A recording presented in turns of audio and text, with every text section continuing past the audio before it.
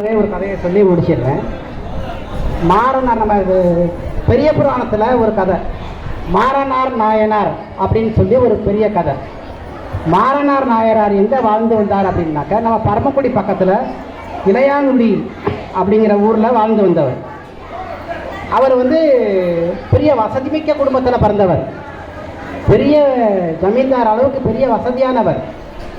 ஆனால் கடுமையான உழைப்பாளி. தன்னுடைய உழைப்பினால எல்லா இடங்கள்லையும் அவர் விவசாயம் நல்லா செழிப்பாக செஞ்சு நிறைய பணம் ஈட்டினவர். பணம் ஈட்டின பணத்தை அன்னதானத்துக்காக நிறைய செலவழித்தார், சிவனடியாளுக்காக நிறைய செலவழித்தார்.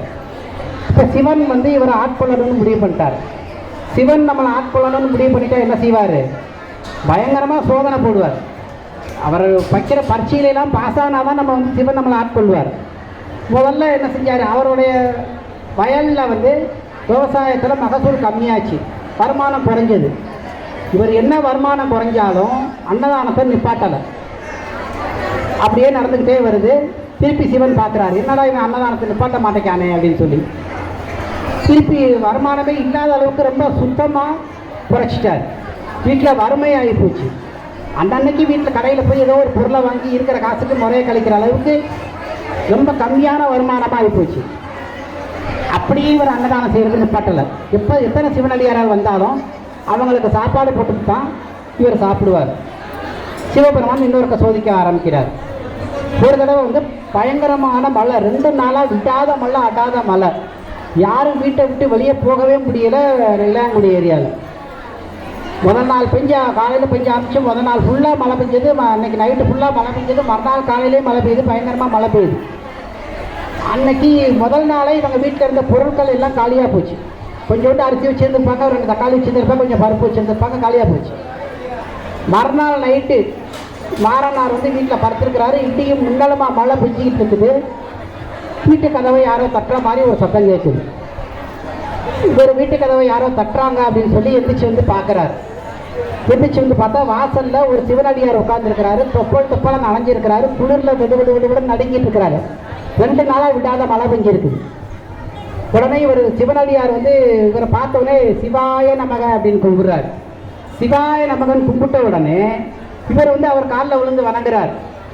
உடனே அவர் வீட்டுக்குள்ளார கூப்பிட்டு அவருக்கு ஈரல் துடைக்கிறதுக்கு துண்டு கொடுத்து, மாற்ற துணியெல்லாம் கொடுத்து உட்கார வச்சுட்டு, சாமி எங்கள் வீட்டுக்கு கதவை தட்டுறதுடைய காரணம் என்ன, எதுக்காக எங்கள் வீட்டுக்கு வந்தீங்க அப்படின்னு சொல்லி கேட்குறாரு. அப்போ அந்த சாமியார் சொல்கிறாரு, நான் ஒரு தேசாந்தரி.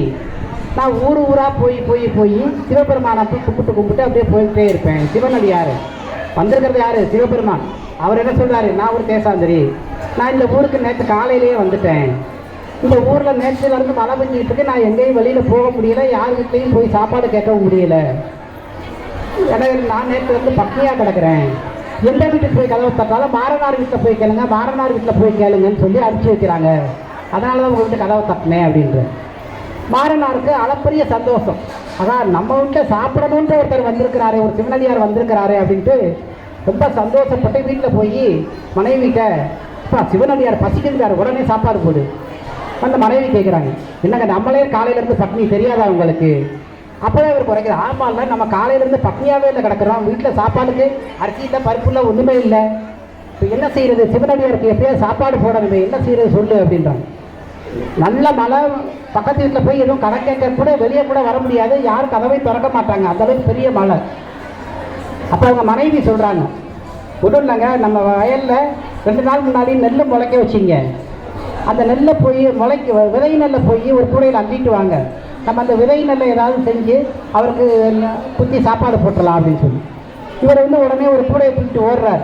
நைட்டு 12 மணிக்கு மேலேன்னு வச்சுக்கோங்களேன். பயங்கரமான மழை பெஞ்சிட்டு இருக்குது. அந்த மழையில் நனைஞ்சிக்கிட்டே ஓடுறார். எந்த இடத்துல விதை நெல்லை முளைக்கப்பட்டாரோ அந்த இடத்துல மண்ணோடு அள்ளி கொண்டு வர்றார். கொண்டு வீட்டில் கொடுத்துட்டார். வீட்டில் கொடுத்தோடனே சொல்கிறாங்க மனைவி, இங்கே வீட்டில் விறகு இல்லைங்க. இல்லைங்க, முதலே சொல்ல மாட்டியா வீட்டில் விறகு இல்லைன்னு? இல்லைங்க, முதலே சொன்னாக்கா நீங்கள் நல்லா எடுத்துகிட்டு வர மாட்டீங்களேன்னு பயந்துட்டு தான் நான் சொல்லலை. இப்போ வரைக்கும் ஏதாவது ஏற்பாடு பண்ணணும். சரி ரைட்டு அப்படின்ட்டு கொல்லப்புறத்துக்கு போகிறாரு. கொல்லப்புறத்தில் கூரை போட்டிருக்குது. கூரையெல்லாம் பிச்சுட்டு அந்த கம்பெல்லாம் உடச்சி எடுத்துகிட்டு வர்றார்.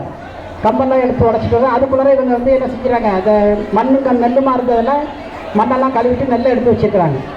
அப்போ விறகை வச்சு கொஞ்சம் லேசாக வறுத்து அதை இடித்து அரிசியாக்கி சாப்பாடு செஞ்சிட்டாங்க. இப்போ அந்த சாமியார் தூங்கிட்டு இருக்கிறார், பசியோடு தூங்கிட்டு இருக்கிறார். இப்போ வெறும் சாப்பாடு சாதம் மட்டும் போட்டால் போதுமா? என்ன செய்யலாம்? குழம்புக்கு என்ன செய்யலாம்? உடனே என்ன செய்கிறார்? கொல்லப்புற போகிறாரு, 2 கீரையை பிச்சுட்டு வர்றாரு. அந்த அம்மா என்ன கீரையை அழகாக சாப்பாடு வச்சிருச்சு. கீரையை அழகாக சாப்பாடு வச்சுட்டு கொல்லப்புறத்துக்கு போய் வேறு என்ன பண்ணுறது? ரைட்டு பரவாயில்ல, இப்போ சாப்பாடு இருக்குது, கீரை இருக்குது. நேராக போய் முற்றத்துக்கு போய் இந்த பெருமாளை எழுப்புறாரு, சிவனடியாரை போய் எழுப்புறாரு. சிவனடியாரே, சாப்பாடு அமுதுண்ண வாருங்கள், சாப்பாடு ரெடி ஆயிடுச்சு அப்படின்னு சொல்லி. சாப்பாடு ரெடி ஆயிடுச்சுன்னு உடனே அப்போ சிவபெருமான் எந்திரிச்சு பார்க்குறாரு. உடனே அவர் தப்புன்னு மறைஞ்சிட்டார். ஒரு மாபெரும் ஜோதி வடிவில் காட்சி அளிக்கிறார். அவர் சொல்கிறாரு, உன்னை சோதிக்கிறதுக்காக தான் உங்களுக்கு இந்த வீட்டுக்கு வந்தேன், உனக்கு மோட்சம் கொடுப்பதற்காகத்தான் நான் வந்தேன்.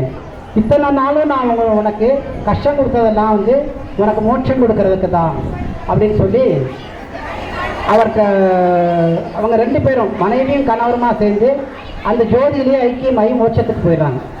இது நம்ம பெரிய புராணத்தில் இருக்கிறதோட ஒரு உண்மை சம்பவம். பெரிய புராணத்தில் நடந்தது எல்லாமே உண்மை சம்பவங்கள் தான்.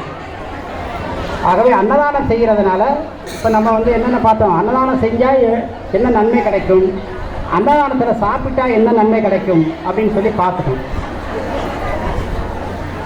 செய்யலாமா?